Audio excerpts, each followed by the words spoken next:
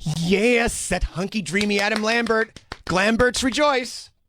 Yeah. Yeah, Lori and I sat down with Adam Lambert the other day, and you'll hear that at 8:30. What a pleasure that was. He's such a good guy. So lovely.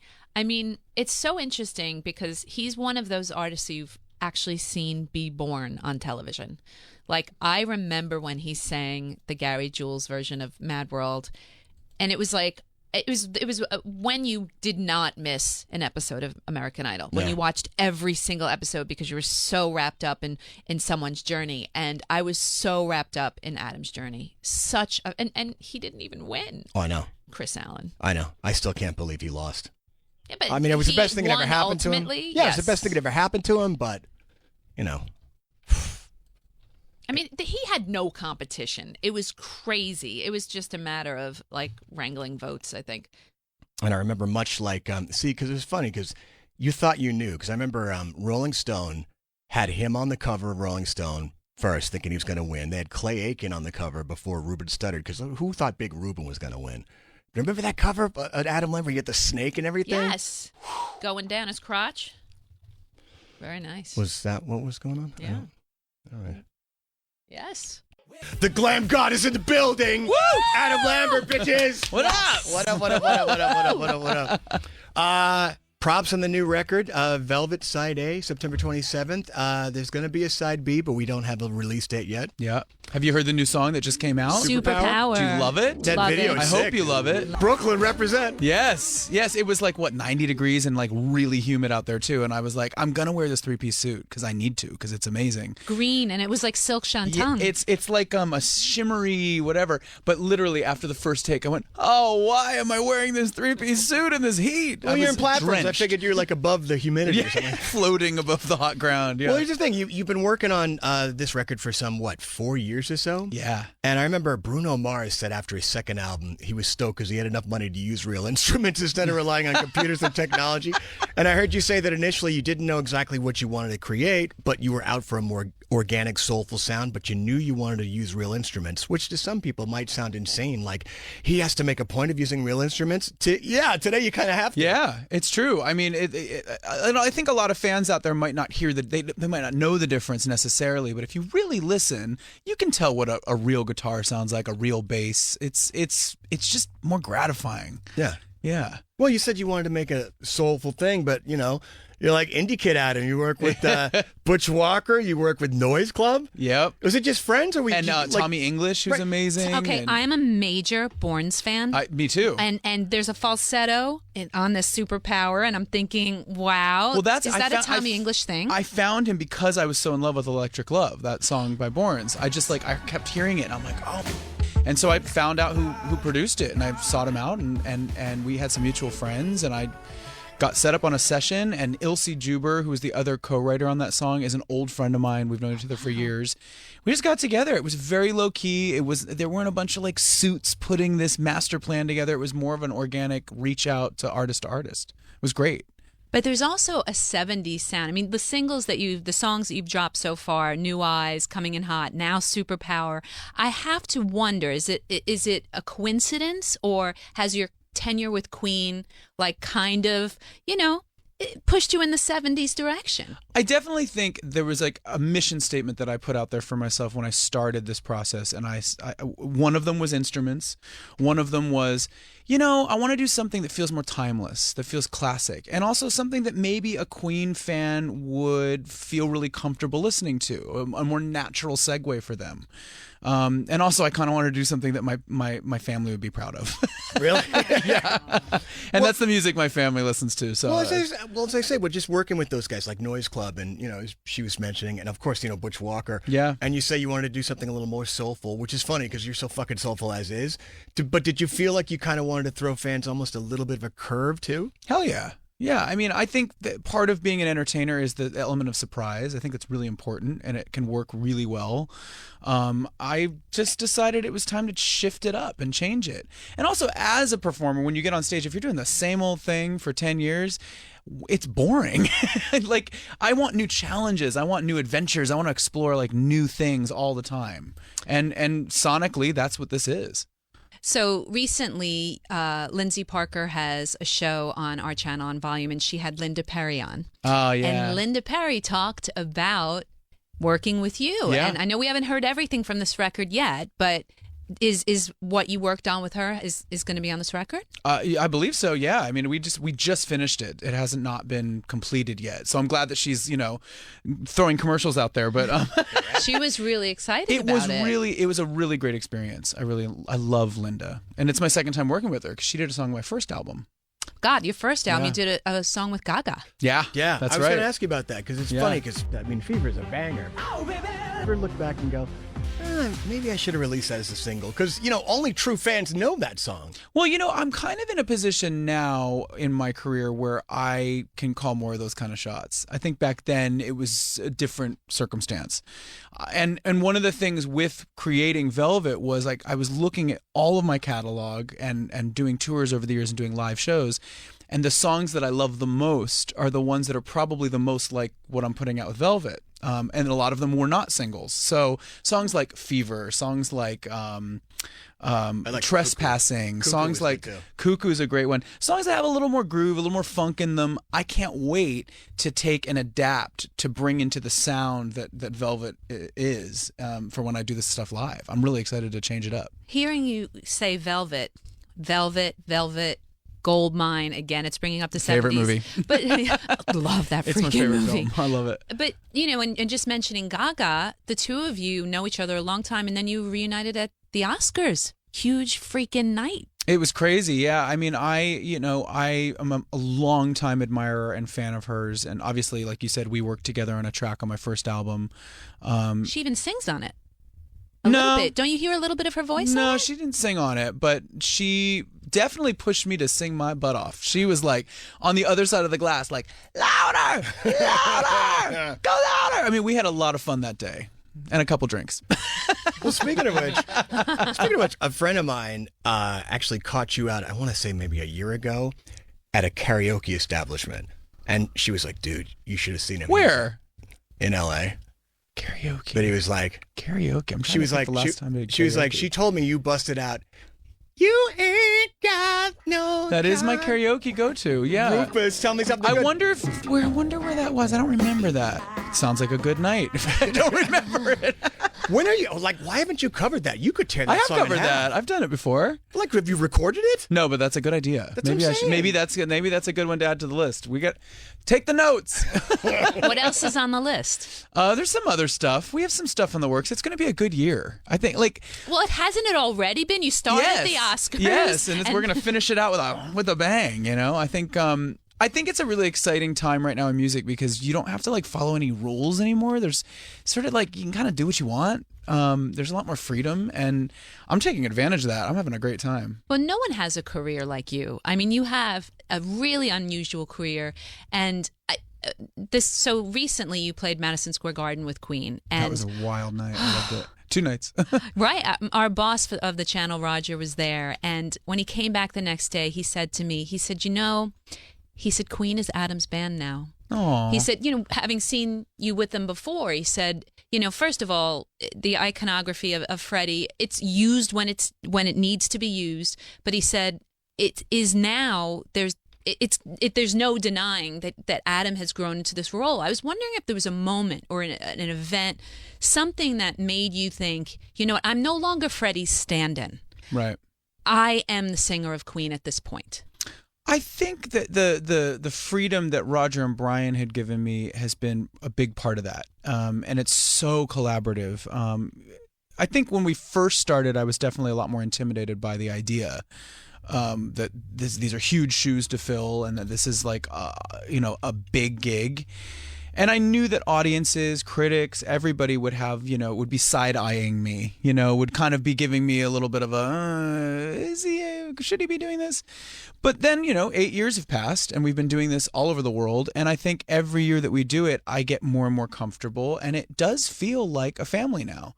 So when we get on stage together, there's shorthand, we can look at each other and we know what we're thinking. And if we want to extend the end of a song, we can go we can give each other a hand signal, and all of a sudden we're doing it again. And that's what a band is, and I think over the years, I really feel like I've become part of the family, and it's great. I love it. But you don't want to record at this point, and you said in the past, I don't want to record. I think the thing is, what would we record?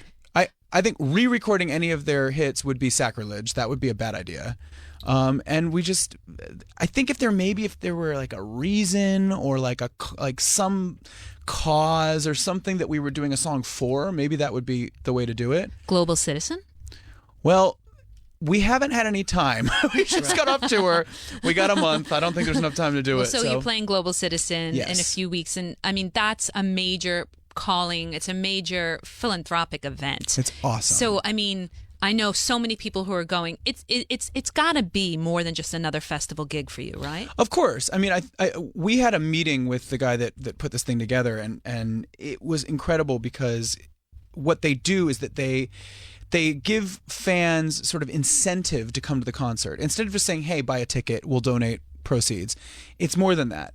They give fans tasks, things that they can do to actively make a difference, which is so novel. There's no other organization that does it this way. And we are supporting the problem of plastic in the ocean. That's what myself and Queen have adopted as our focus for this thing. Which is clearly a huge problem. And so there's an app that people are encouraged to download, and they actually have to send, they have to sign petitions, they have to send emails, they have to do things to get big international governments to help back these funds. There's nothing else like it. I was blown away by the amount of money that they've raised for these different initiatives. It's incredible. Let us reintroduce you real fast. Adam Lambert, Velvet Side A, comes out September 27th. I spoke to you, I want to say 5 years ago now in LA, and to this day, the interview went viral from VH1, and every day I speak to Lambert, every day. And they're lovely people, but they're a little intense. Oh yeah, so am I. So it kind of works. No, I was in a conversation. I was in a conversation with somebody the other day, and I was just like, it's like, yeah, that kid's no joke. And somebody's like, that kid's 37. I'm like, it's term of endearment. Fall back. But I mean, seriously, the love is so intense. It's got to be great. A little bit much at times. It's great. It's got to be a little overwhelming. You know what though? If it weren't, it would kind of just be boring. It's having that type of passion when you go online, or when I tweet something, or I post a picture on Instagram, or I do a meet and greet, or an event, or a show. Having fans that are just kind of looking down at their shoes, that'd be sleeping time. I mean, it would be stupid. Having fans that literally light up and that go crazy for things, that's what an artist wants. That's what we live for. What is your antidote for fame? Because you become so famous, and there's got to be times when you just have to be able to unplug. Can you? I'm not that famous. Dude, I'm like a solid B-list, You don't have a reality show yet. I don't have a reality show. I can I go out in public and do normal things. I do my own grocery shopping. I'm not that guy. I'm very lucky. I've had a great career. People know who I am. They know what I do. But it's not I'm not Britney Spears, being stalked by the paparazzi. I have some normalcy, and I really like it that way, to be honest with you. Well, but talking about the Lamberts, I mean, with great power comes great responsibility, as they say. And True. This morning on our morning show, we had an hour-long conversation about these fans who, see nothing. They almost feel like their artists, the ones they support, are beyond reproach, beyond criticism, and also that they pit each fan base against each other. Some people stoke the flames, and you're kind of I think being the age you are, you don't seem to wade in those waters. You don't use them do my bad bidding for me. Yeah, it's so childish. It just always feels like playground tactics, and I just think we're more grown than that. I mean, even when I started 10 years ago in this business, I felt the same way. It's just why do that? It's just negative. Would you step in if you saw them I have before. I've definitely seen some negative things start to bubble or them go after, and I'm like, no. Let's everyone be nice. Everyone in this business has a right to be here. Everyone has a right to play and to make music. There's room for everybody. Well, speaking of that, Lil Nas X, he came out. And he came out on Twitter, and he was just castigated. I mean, there were those who were like, yeah, right on. But I mean, I remember the first tweet was like, well, I didn't like your music anyway. And so you were on the cover of Billboard, the LGBTQ, you and Big Frida and Yeah. Tegan. That was a great chat. Yeah. Is it difficult now? I mean, me being me, I sit and I go, listen, I got my own love life to destroy. I could care less what anybody else does or says in theirs. Is it more or less difficult now than when you came out? And does it blow your mind that if you are a gay performer, to some people, that becomes your whole identity, as opposed to just being the artist you are? It's an interesting balancing act for sure. I think 10 years ago when everything started, I started noticing that the PR kind of profile of what I was doing did start to focus very heavily on my queerness. And part of me was really excited about that because I'm very comfortable with it. I have a really supportive family. I realized that there weren't a lot of people in the business that were in the mainstream music that were out. So I recognized it as something that was really exciting, that I could hopefully make a difference and create a little bit of a ripple effect for people. But it was also a bit daunting. And there was a part of me at one point or another where I thought, well, I also make music. I'm also an artist. There are other things about me. Not everything that I'm doing has to do with my sexuality. But that was 10 years ago. And I do think things have settled a bit. I think that if you look around, there's mainstream music artists that have proven that sexuality is not something that's going to get in the way or hinder their success. You have artists like Sam Smith, you have artists like Troye Sivan, Ali Alexander of years and years, Hayley Kiyoko. There's like a whole wave of queer artists. And then Lil Nas X, what a great victory. Somebody that had a #1 record, and at the top of the charts, he says, by the way, I'm gay. And of course there's going to be haters online. There always are. But actually, when you really look at it, people were like, cool, whatever. I like the song. That's a huge accomplishment. And I think he's handled it like really well. He's like it's not like all of a sudden something changed. He was exactly who he was before he said that, and he's exactly who he is now. We had him on our show a couple weeks ago, and he said the reason he waited a minute to come out was because he didn't want it to define him and how you saw him. He wanted it to be like, by the way, I'm gay. And it's interesting because with the Kevin Hart comment from the other day where Kevin Hart said, he's gay, so what? Like, why do we have to talk about this was the connotation. I saw that. Yeah, I saw that. And that upset some people. Well, it's interesting because how I can relate to that is that's very similar to how I felt on Idol. I've been out to all my friends and family for years. I was 27 on American Idol. I'd lived my life out and proud for a decade almost. And it never really came up. It wasn't really part of the conversation on Idol until people started talking about it in the media. And so when I got off the show and I could finally do interviews and address it, I was like, yeah, I'm gay, whatever. I can relate to him because I think that there was a part of me in the back of my head that thought, if I state the fact that I'm gay, it could stand in the way of people checking out what I do, of me being, a player in this game, in this competition of American Idol, and being judged on my singing and my performance ability. I think that it's really interesting that he waited because in the hip hop community especially, it could have become a hindrance. And I think that he wanted to prove a point. So him coming out after he reached #1 is kind of like a, ha-ha, you know what I mean? See, we can do this. And then the message that spreads to young people that are also maybe, wrapping their heads around their sexuality is you too can be successful. Well, that's what he said to Kevin Hart, when Kevin was like, what's the big deal? And he's like, bruh, you're from the hood, because it depends. Genre and sort of background, it's going to read differently. And Yeah. he was saying, in the hood, if you're a black folks in the hood, they're still not down on some level. Yeah. So that was the issue, I think. I think he knows that by coming out, he's doing a lot of good. Yeah. He's proving a point. We've had look at Frank Ocean. Frank Ocean, who came out, and that was a big deal because in that community, it's not like a common thing. And there was some blowback and there was definitely some criticism, but he also all of a sudden had all these new fans. I remember looking around after that happened and all these gay kids in West Hollywood were all of a sudden into Frank Ocean that probably wouldn't have known who he was had he not come out. So all of a sudden he became a hero for gay people. And all of a sudden he got all these new fans. So it's sort of a catch-22. It's amazing. I have other questions, but I'm just sitting here thinking of how we're talking about the history of coming out in music and the fact that you're fronting Queen.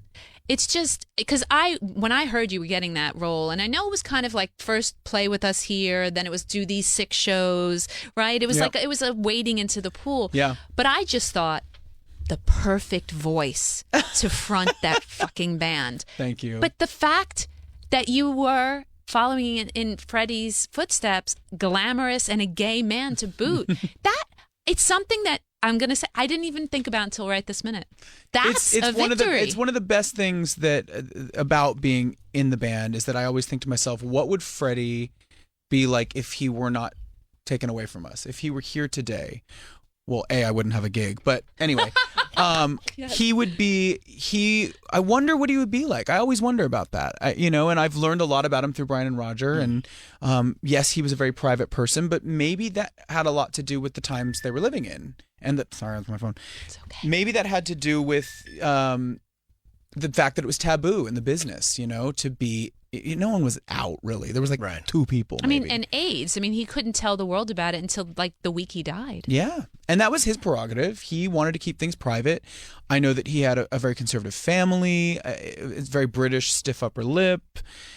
But today, if he had lived and was alive today, would he have perhaps in the late 90s come out when there was that big wave? Would look at Elton's trajectory. George Michael came out in his 40s. Yeah. Well, he was outed, and that was kind of a crappy situation. The poor guy. publicly. Yeah. Poor guy. The only person I can think of that I think was like out from the get-go was like Boy George, who was basically in the early 80s was on television going, yeah, I'm queer. People were like, what? Well, he started out saying, well, you know a good drag queen when you see one. Yep. Because not everybody knew. I mean, it was amazing to me that people didn't know. Just like with Freddie. I mean, I was Yeah. a little boy, but I kind of figured it out.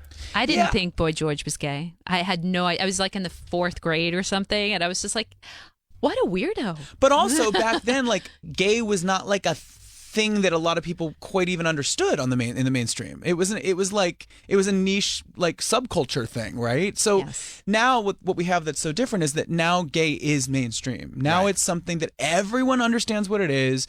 There's so much visibility. Now it's not as taboo. Now it's not as mysterious. There's not as much negativity surrounding it. People have learned and have the ignorance has been shattered a bit in that gay people are just like you. There's all different types of gay people. I can almost say not all that the gay is same. a superpower now. And I listened to that your song, and I kind of thought, the cool kids at school now are kind of the gay kids. Yeah, It's a superpower. there is a lot of that. I think the next wave of kids, it doesn't really matter, which is the thing that we've all sort of always wanted, and it takes a long time to get there, and it takes a lot of flag waving and us being out and proud and loud and proving points and fighting for equality. There's still work to be done, but I think what we're seeing is the next generation coming up. It's like a non-issue. Yeah. It's like, oh, you have blonde hair, you have brown hair. It's literally becoming, for kids, it's becoming that simple. I have a lot of friends that have kids, and I hear conversations that they have or questions they ask about another kid at school. It's sort of, and I'm lucky that I live in Los Angeles, and there's a lot of liberal schools and parents and families. But I do see that. I see that it's like, it's just not even a thing. It's not confusing for them. It's not that deep. Hopefully that kind of starts to permeate everybody in the U.S. and around the world. Yeah, that's what I'm We're saying. getting Like, for some people, you don't want it to become your entire identity. It's like, I'm a whole person. There's more here. Yeah. Look how far we've come since you were on Idol. Look how far. It's 10 years it has changed dramatically. It's amazing. And yet here we are talking about it for this entire segment. Well, no. Well, I mean, because I think You we can agree.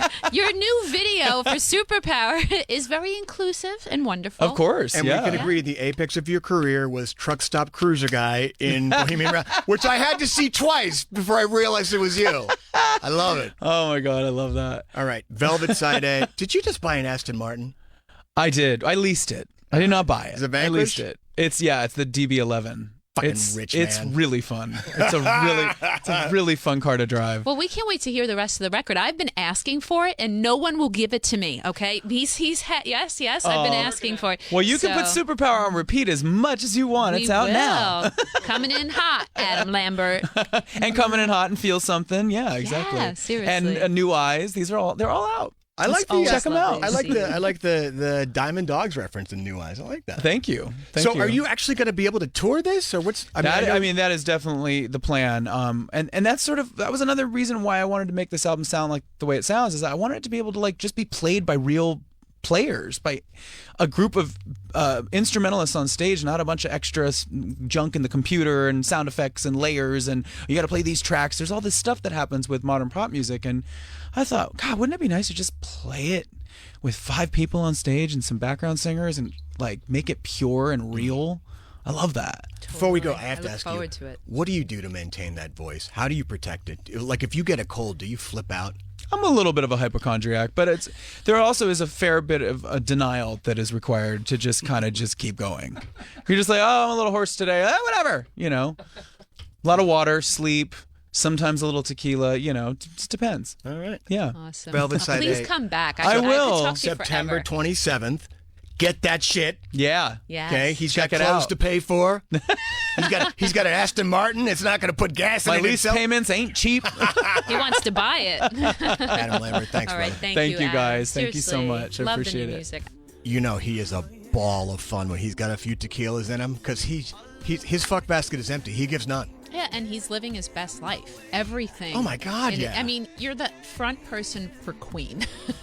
And you get to put out the music you want to put out. He has a very, very, I mean, he may have a singular career. Maybe singular. I didn't get a chance to ask him because, when he talked about new music, it's funny because Brian May has said he doesn't want Queen to be a museum piece, but Adam has specifically said, well, if we did actually record something, I wouldn't want to release it under the name Queen, which I think is interesting that he's self-aware enough to say, touring is one thing, and because you've seen them when he tours. Freddie looms large over him. Like Not Freddie, anymore. That's what's They cut changed. it back now? Yes. Right now they don't have as much iconography for Freddie. They and this is going to sound weird, but they roll him out when they need to for effect. But it's Adam's show. Adam is the front person, and that is why I think he may have said that in the past. He may still be nervous about it now. I think as the years go by and people get more and more used to him in that role, they may get to a point where they say, Right. maybe not a full album, but they may do something. Well, it's funny. I mean, until the movie came along, like if you were, say, under 30, Queen is Adam Lambert. That's the Queen you know. Yeah, I like what he said, too, about talking about Queen. And he said, he basically, during the interview, he said to you guys, well, what would we record? He said, I can't go back and record. We're not going to go back and record all the old Queen stuff. That's sacrilege. But he said he did leave open the door. He's like, maybe there's a charity, maybe there's a fundraiser, maybe there's a reason to go record a song or a single, maybe an old one or a new one. And I kind of like that angle. That might be the nice way to sort of dip your toe in those waters. You imagine that kid driving around L.A. in an Aston Martin Vanquish. He is James Bond. He's such- James Bond. He's such a cool guy, such a nice guy. He's a bigger man than I expected, too. He's very tall. He's a fairly big guy. But he ought to be a nice guy. Like Lori said, he's not even living his best life. He's high in his perfect life. He's got tons of money now, whereas he wasn't making a lot of money before. And like you said, he does the music he wants to do. That Superpower song, he said he wanted to do something funky. So he's like, all right, I went out and I did something funky. It took him 4 years to make a record. He took his time and did it. And there was a moment post American Idol when he almost botched his career. Remember when did he grab his crotch during the American Idol? No, During he was on the American Music Music Awards. He came out, he grabbed his crotch. He grabbed his keyboardist, who's a man, and made out with them, and the camera cut away from it immediately. Right. It was and just... I mean, I knew his publicist very well back then, and the aftermath was tough. Yeah, he was it doing Let Me really, really tough. He was doing Let Me Entertain You. First of all, he comes out and he drags this like really sexy female dancer around by her leg, and then he's just like doing it, and he's crotch riding, and then he grabbed one of it, I guess his guitarist, and his guitarist got on his knees and he sort of like simulated fellatio, and then he actually grabbed the keyboardist and made out with them.